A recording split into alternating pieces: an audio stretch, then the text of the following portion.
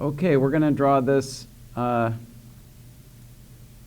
copy of this academic figure drawing. This is the sorts of drawings that we saw them doing at the Lime Academy that, as you understand, can take weeks to complete. And we're obviously going to try to do it in one class period, so it's not going to have the same level of detail, but we do want to try to at least capture the way the figure is holding his weight, and the pose and the basic shadow mapping. So I suggest that you will get best results if you work site size and work at your board next to the monitor, but I'm not going to force you to do that today. You can work in a sketchbook if you want. I'm picturing the head kind of dropping down past the trapezius muscles, and this is sort of the cervical vertebrae here, and then I'm going to pop a rib cage in, the mass of the rib cage underneath the head. I'm going to go back to construction we learned when we did our proportion self-portraits. And I'm thinking about where the points of the shoulders are, and I'm dropping a triangle down. And I'm trying to get to the middle of the figure, which should be about where the greater trochanter is. The greater trochanter can be seen right about here. It's that indentation. So the bottom of this triangle should be about at the indentation. For the trochanter, that's the midpoint of the figure.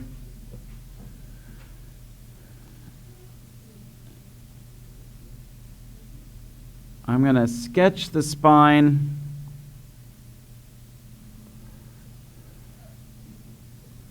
The movement of the spine is kind of twisting slightly to the left. And if you remember that weird construction is sort of like a wine bottle shape. We're going to imagine sort of coming down from the neck and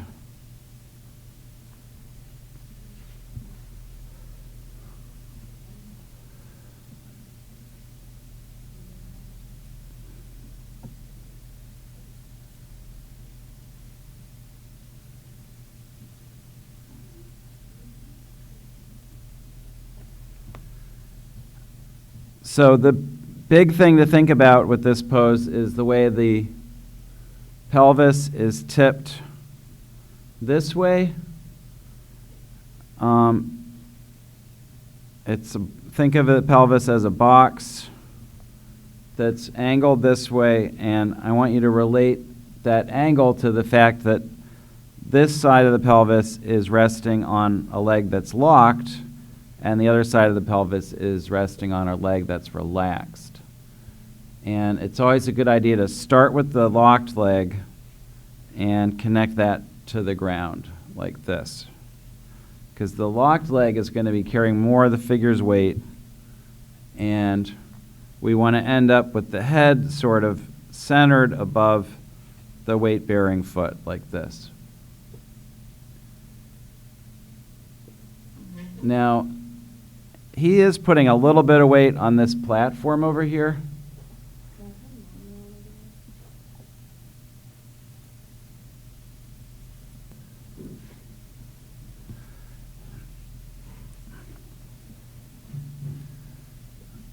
So I like to get to the ground for my weight-bearing leg, and then I do the relaxed leg. I start with kind of a stick figure leg, like that.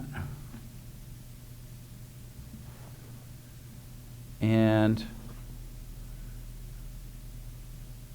now I have the basic pose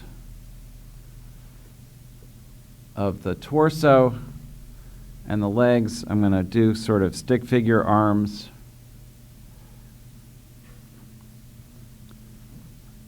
I'm going to look at this negative space that's created by the arm and the rib cage. And I'm thinking about this arm carrying just a little bit of weight.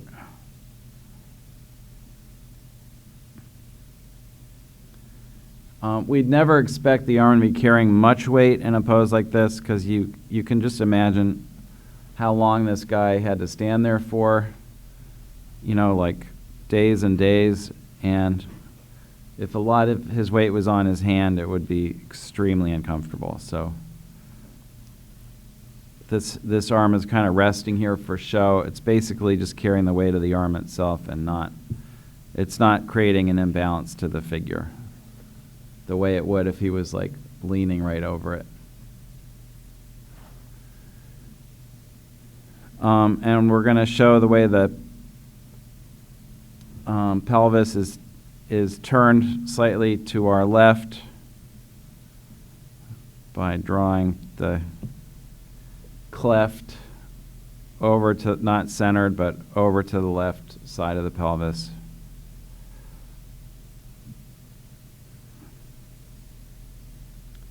And we've got this is that little bulge of the external oblique right above the iliac crest, and that kind of goes into the contour of the rib cage here.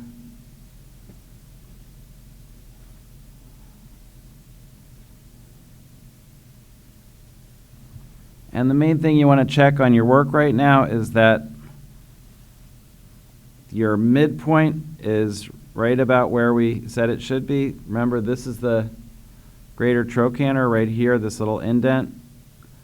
This is iliac crest, external oblique, greater trochanter. And if you measure from here to here, it should be about the same as from there to the top of the head.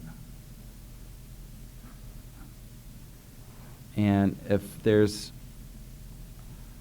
top of the head is a little low, it's probably because his head is tilted down.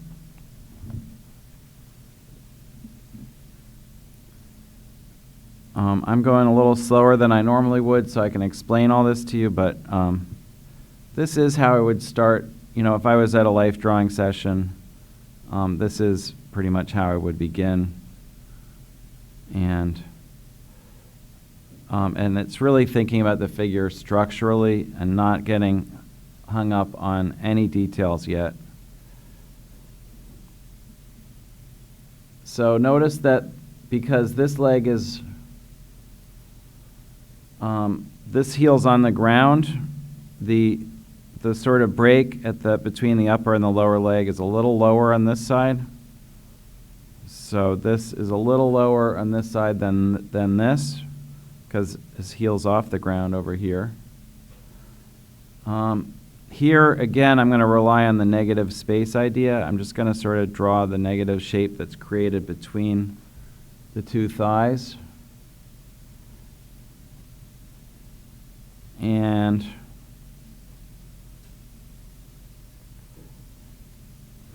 I'm not even too worried about which leg's in front right now.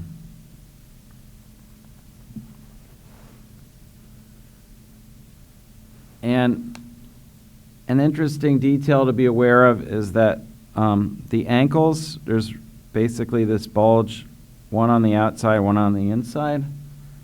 And the one on the outside is always lower, and the one on the inside is always higher. And it's very clear in this drawing that that's the case.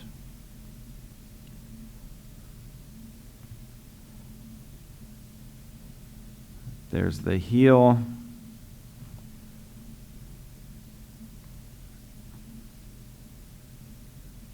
Here's the other heel. I'm thinking that as just a ball form, and I'm sort of relating its location to this heel.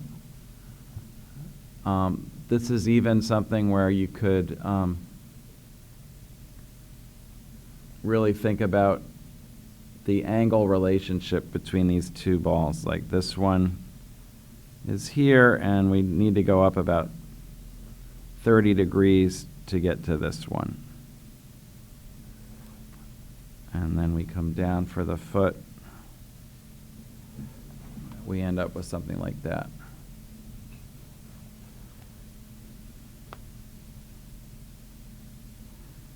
So once my structure has been really roughly established like this, I'm going to go right into shadow mapping, not details, because I'm going to be able to check my work much better through the shadow map. So I'm going to shadow map this on the screen while you have a chance to catch up with me.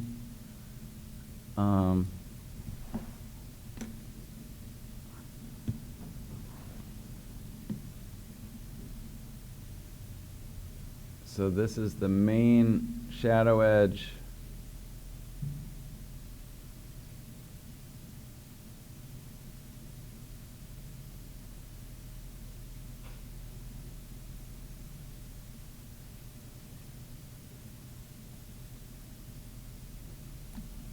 Something like that, and then we've got smaller shadows.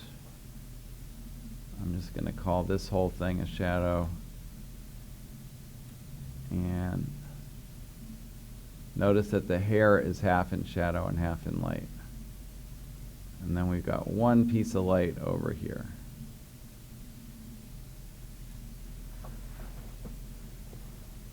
So that's like a gross simplification of what we're seeing, but gives us something where we can block this in and just start to see our drawing in light and shade. So you can just shade as you go. Resist the temptation to draw the features or any of the details until we can start to see this in light and shade.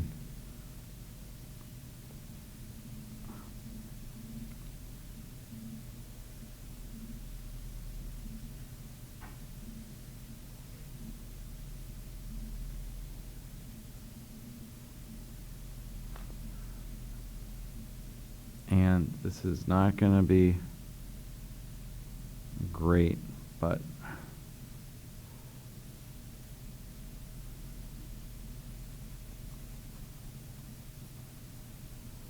we can still learn something from the process.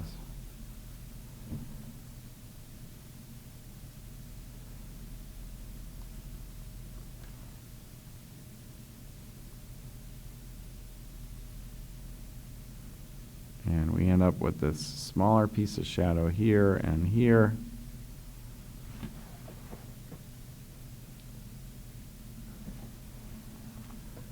And a couple small detail shadows on the interior. And a small shadow where the thumb kind of dents into the bottom of the rib cage there.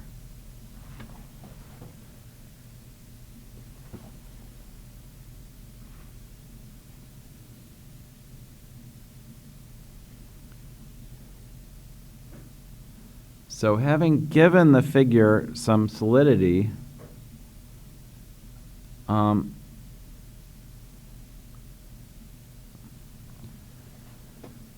understand that when you're looking at any particular part of your drawing, you're always relating it to the rest of the drawing, which you're seeing necessarily with your peripheral vision. You're not seeing it directly. And having created these darks in my drawing, now whatever part of the drawing I'm working on, for example, we're going to add the features pretty soon, my peripheral vision is going to give me a lot better information about the scale of this figure now that I've shadow mapped and put in that first shading than it would if I hadn't done that yet. So let's see. So we are going to clean up this annotation. And this is sort of the time in the drawing where, because we can see it as a solid standing figure, this is where you want to do your editing. Like, I feel like the weight of this figure needs to be shifted, of the upper part of the figure needs to shift slightly to the right in my drawing. And because I haven't committed to any details yet, it's just a matter of sort of pushing that shadow shape slightly to the right. And maybe the neck is going to be also slightly more to the right, like that. And it's really like this figure is made out of clay. It's still very crude, and I'm able to sort of push and pull the clay easily because I haven't committed any time to any portions of the drawing yet.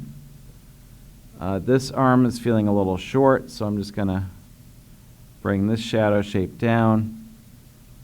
And if you learn anything today, I really want you to learn that it's so much easier to make these edits after you can see it in 3 dimensions, after the darks are in.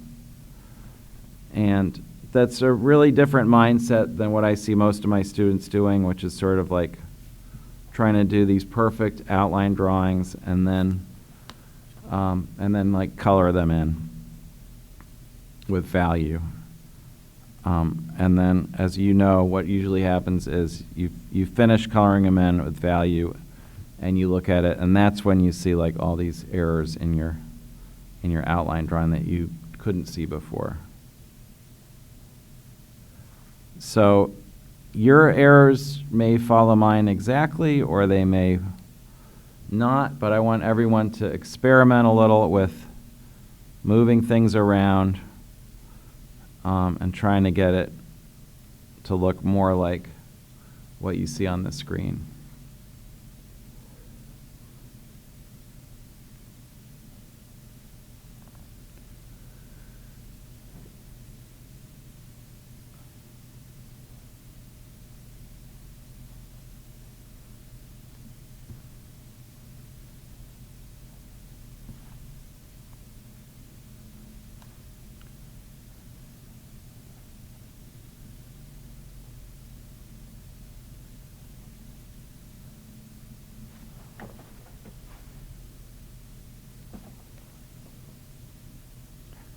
And the final little thing I'm going to do is just move that hand a little further away from the body.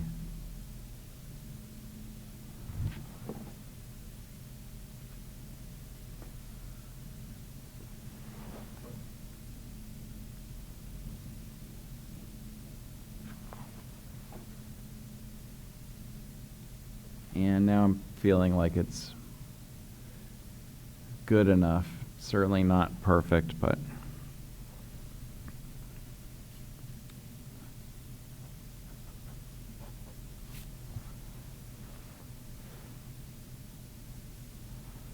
okay, I'm going to pause for a minute so I can come around and see how you're doing so far before we get into details. And if you're working at home, you can pause too.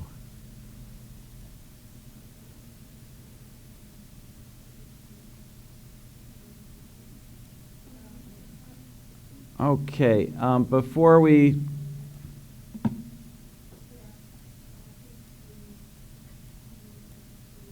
break again, we're just going to try to get the face drawn.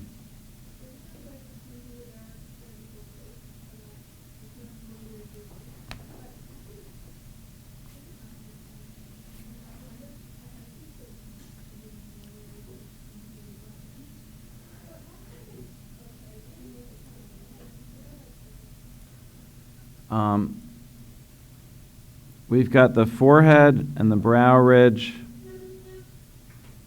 This is complicated because this is what's called a lost profile. We're barely seeing that little eye. The nose comes down pretty close to the shoulder. And the tricky thing is getting the scale of this head right when we can't see the entire face. See, we're just seeing that lost profile, a little bit of the upper lip. none of the lower lip. And the chin would be coming down to about here, but we obviously can't see it. So just the tricky thing there, don't worry about making it look like him, just try to get it the right scale. And the ear is much closer to this eye than most of us would want to place it because this distance is foreshortened. And the ear itself is foreshortened, so it's a little bit different shape than we're used to seeing. And hopefully it's going to look better when I do a little bit of detail of the hair, which is actually pretty massive.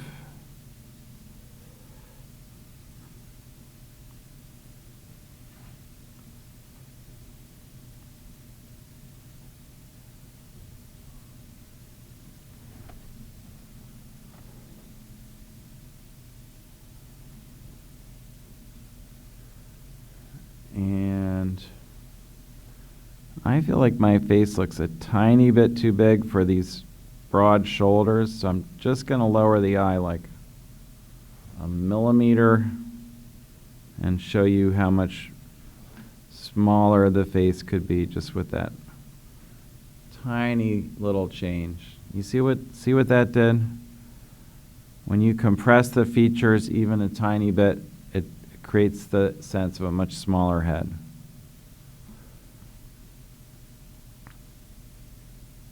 Now this bulge here is the trapezius muscle, and it transitions here into the deltoid, and here into the triceps.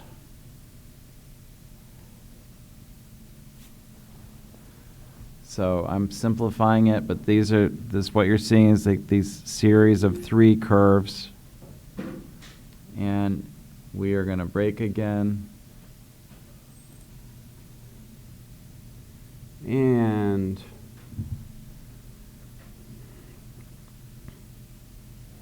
now notice that I kind of tortured this outline. I went over it so many times.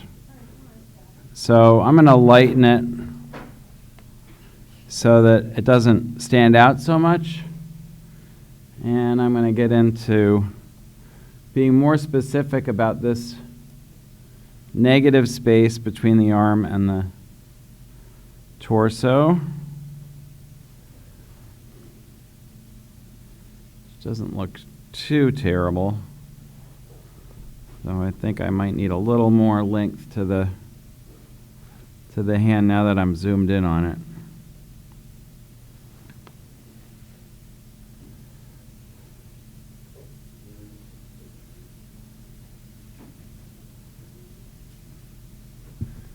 And notice that this shadow edge comes up about halfway up the upper arm, and there's a subtle but clear reflected light down running its length. So we want to emphasize the dark up near the top of this shadow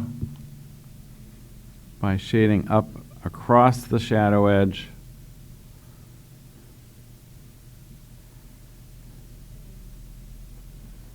And allow a slight lightening on the bicep, which seems to be like sort of hanging down there.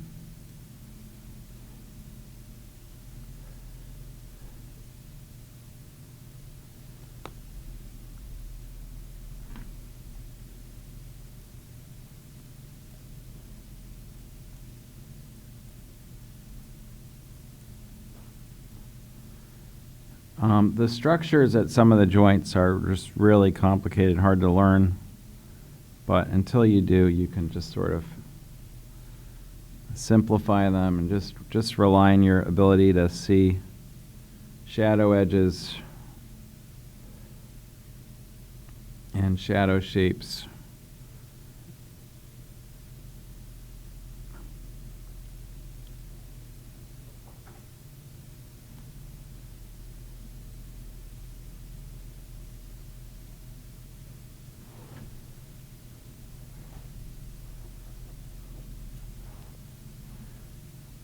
And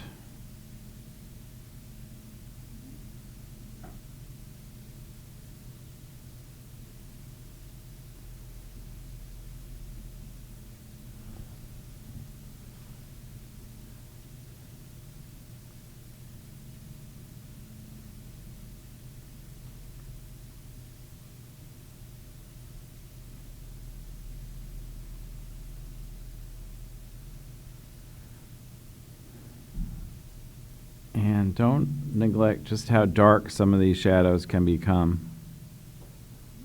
Look at the dark under the wrist here.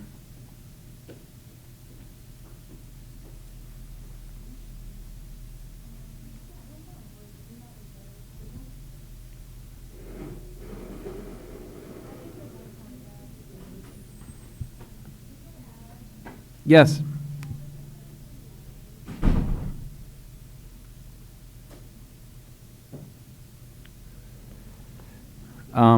We have a cast shadow here where the thumb is pressing into the flesh.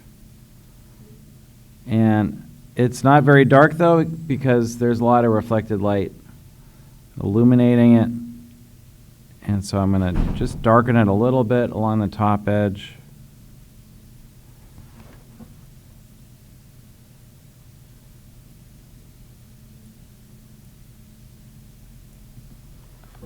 And here the shadow turns into halftone and merges with these shadow shapes along the left edge of the spine. Just follow my shading direction as much as possible, and I get these soft transitions.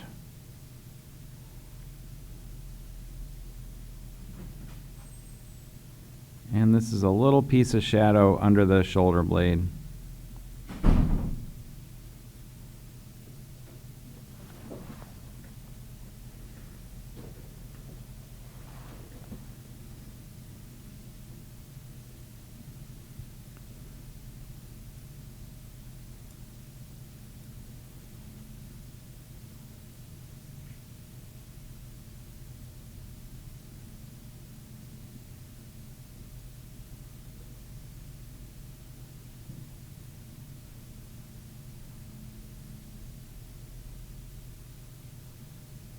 There's two groups of spinal muscles, one on either side of the spine.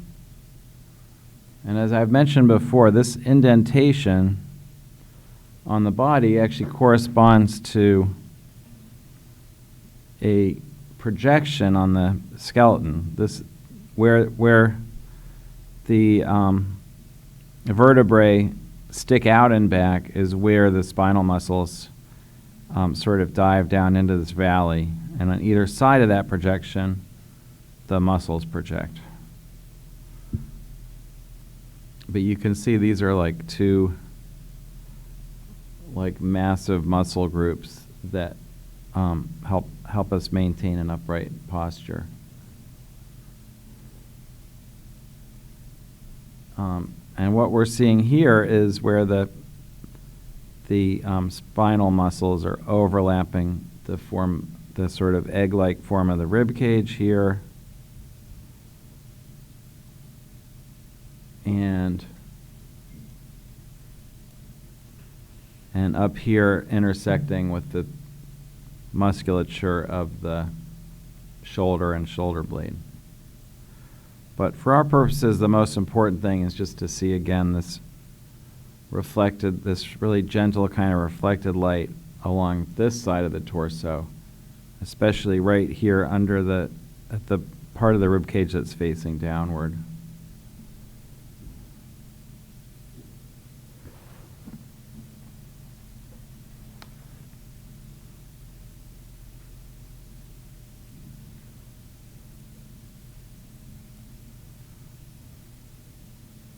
And here you can see really clearly the sort of the top of the iliac crest.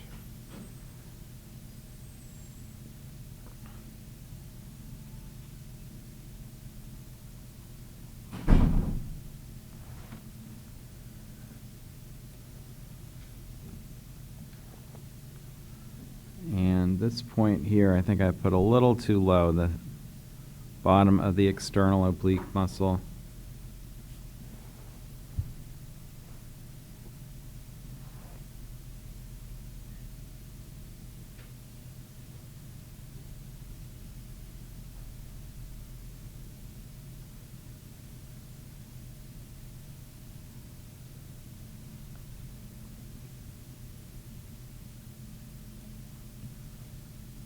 I also put the shadow edge a little low, so we're going to raise that.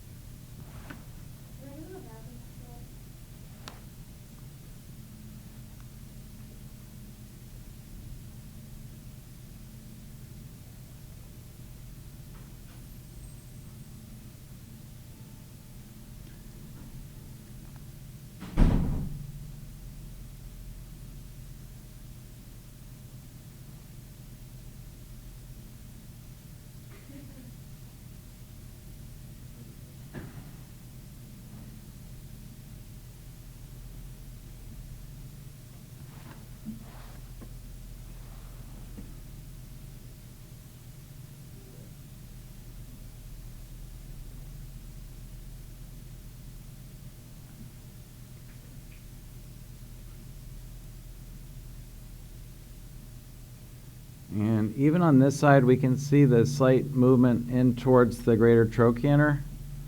See how this like curves in a little, and then there's another outward curve below it.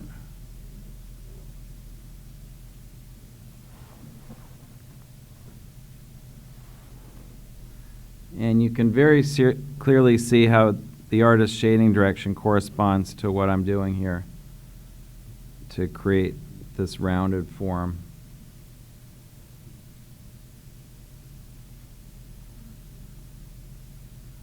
And you can even see at the here and here those little indentations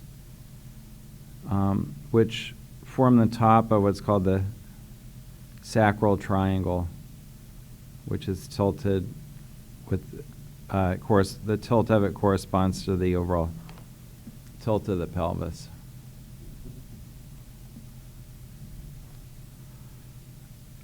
My reflected light over here is looking a little bright, so I'm going to do another kind of first shading move over here so that reflected lights don't stop competing with my actual lights. And I'm going to zoom out a little bit so we can check our work.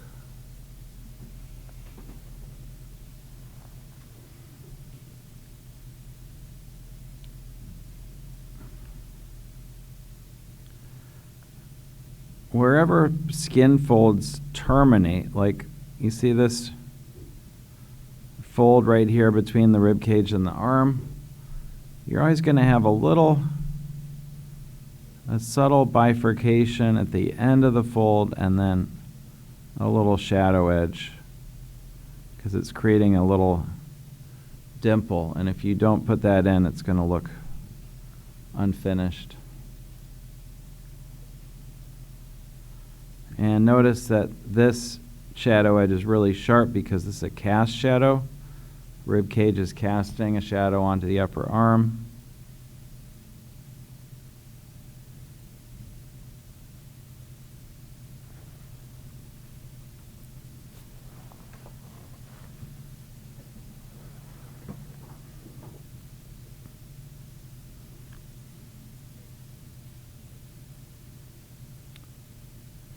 And even on the deltoid here, there's a little reflected light showing to the right of the core shadow. And who knows where that's coming from or if he even saw it. It's certainly not coming from the ground. He may just have cheated that in to make that form turn.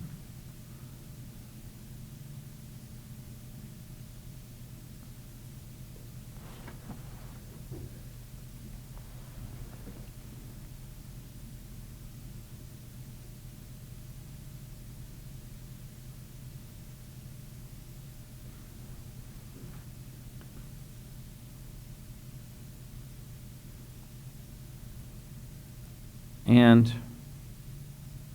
a lot of the success in these academic drawings comes from the care that's put into the setting up the lighting for the figure. Like when we visited Lime Academy, we could see how beautiful that light was in the Life Studio, and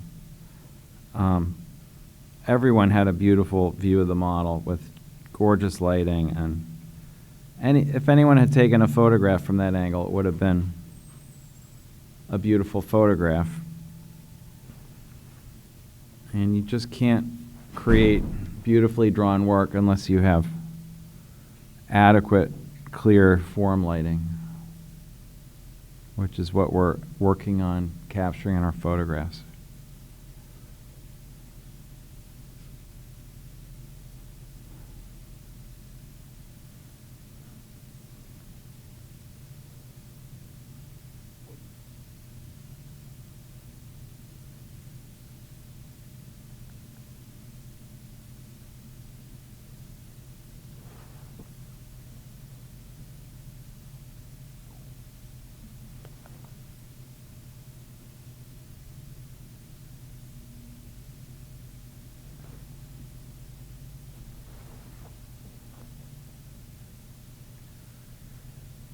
Okay, moving down. Try to keep up with me, and you can always have some time at the end to go back and finish areas that don't look complete to you, but it is better if you're drawing along with me when I'm talking.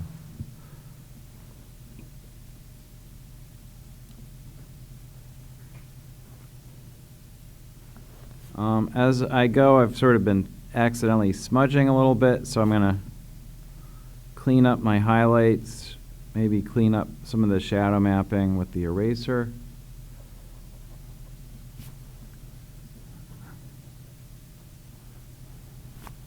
This here is another cast shadow, so it's a relatively sharp shadow edge transitioning into this much softer edge.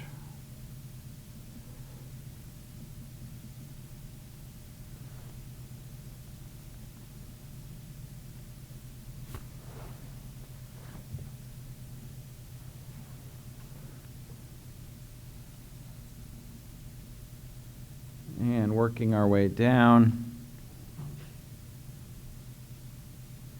you can see that this shadow changes direction right here because of the thigh muscles, which are, the belly of those muscles is up here, and then they taper off.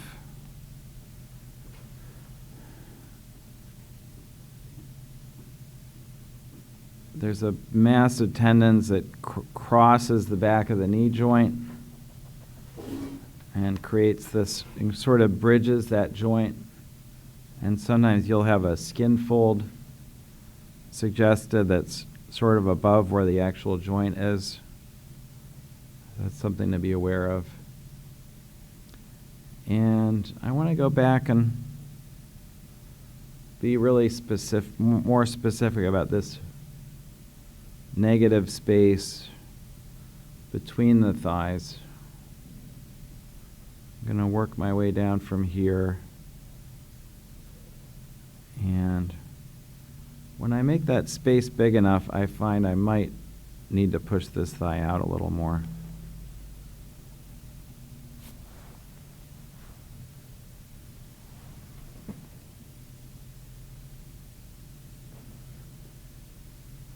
Even inside here, you're going to be tempted to see this as a smooth curve like that, but what I want you to look for is a series of, not this concavity, but a series of convex curves. This is what you're actually seeing, not this.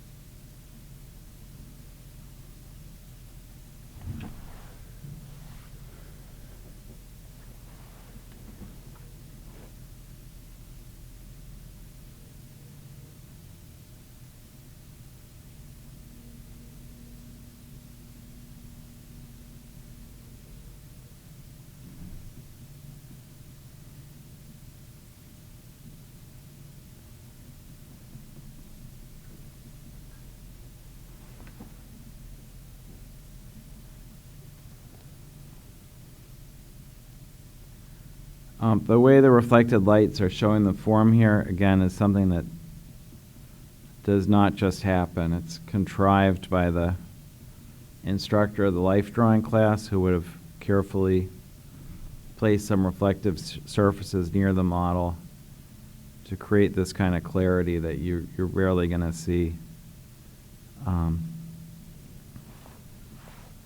unless someone's trying to create it.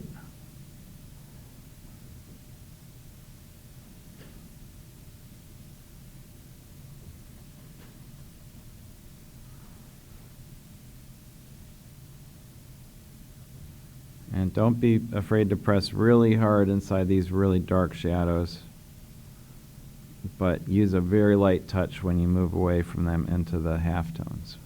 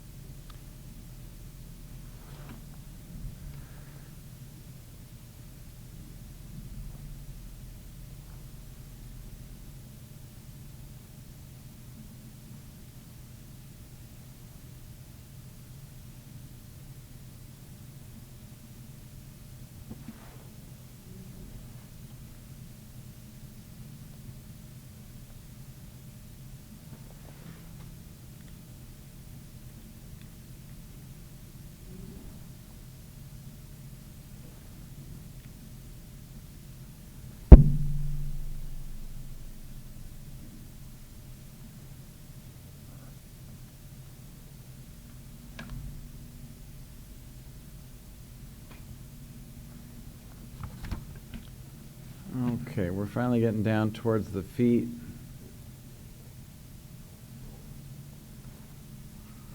Again, very dark through here.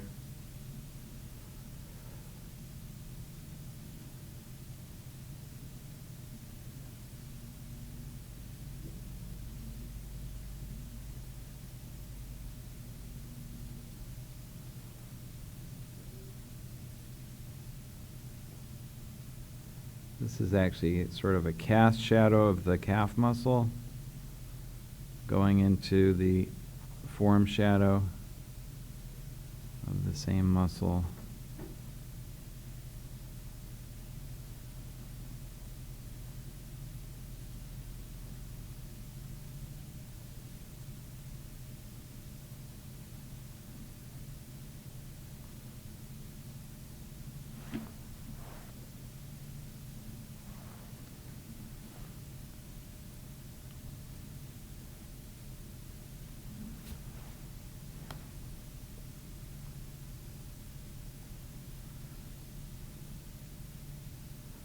The point of figure drawing is really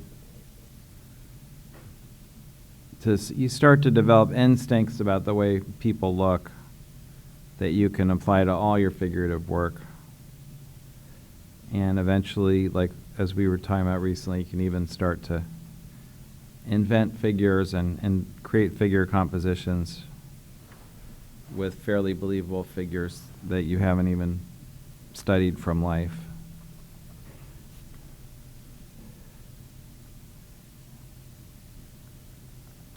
And it's just really difficult to develop those instincts if the only people you ever draw have clothes on.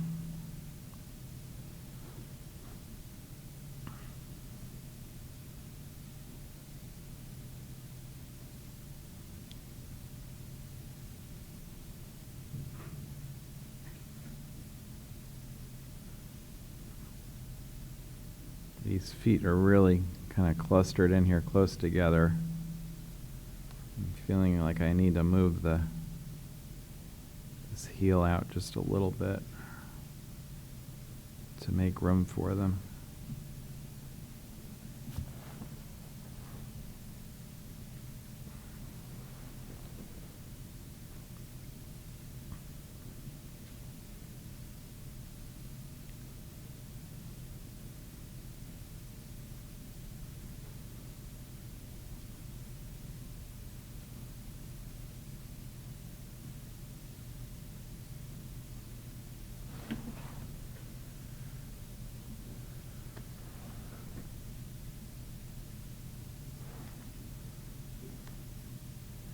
And even the heel in this drawing incredibly has that beautiful reflected light showing off its roundness, which you can create very easily just by shading, first shading, core shadow, and that really dark cast shadow, which rapidly kind of falls off. But it's that little glimmer of reflected light in here that gives it that solidity.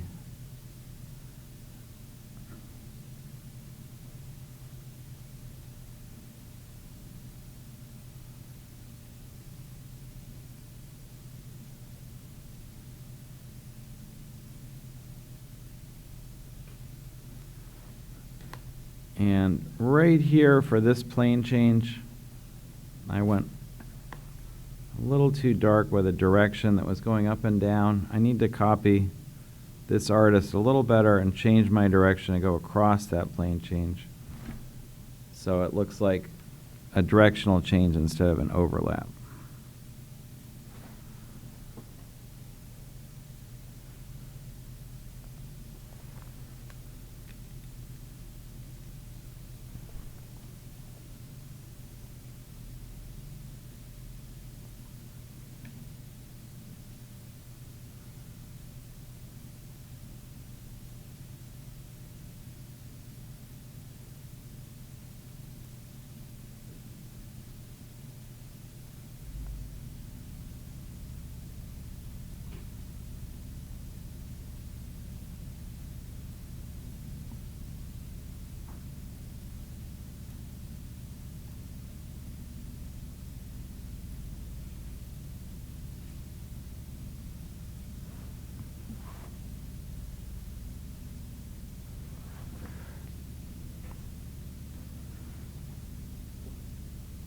So it's funny, my features still feel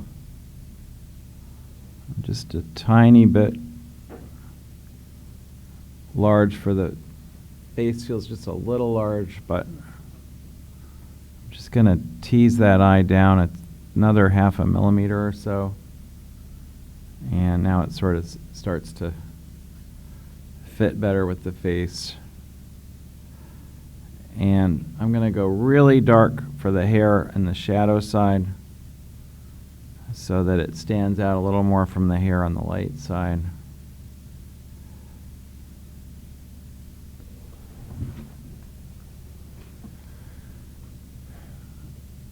And finally, I'm going to do what this artist did and create a little tone in the background just to bring out some of these lit up surfaces.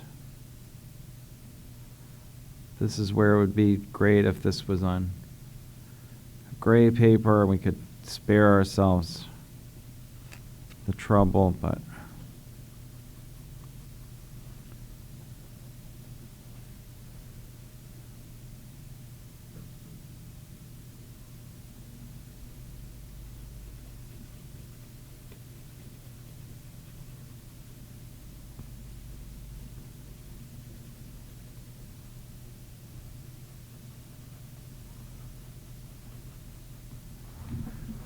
and the last step is going to be to do just a few sharpening strokes to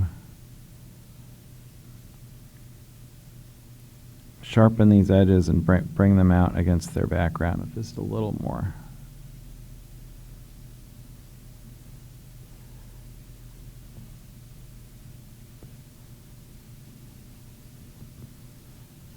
That background in the original looks pretty smudged. I could even smudge this a little bit, but not too much.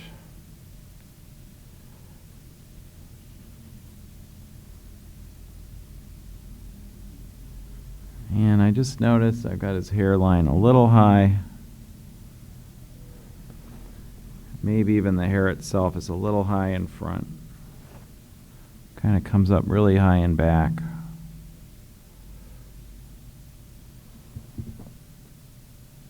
Something a little more like that.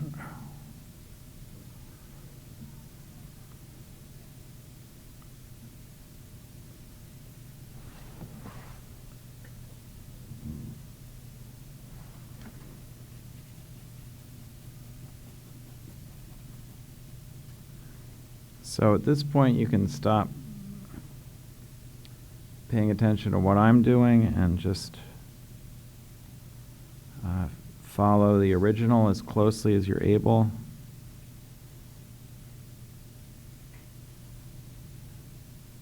Until our time is up.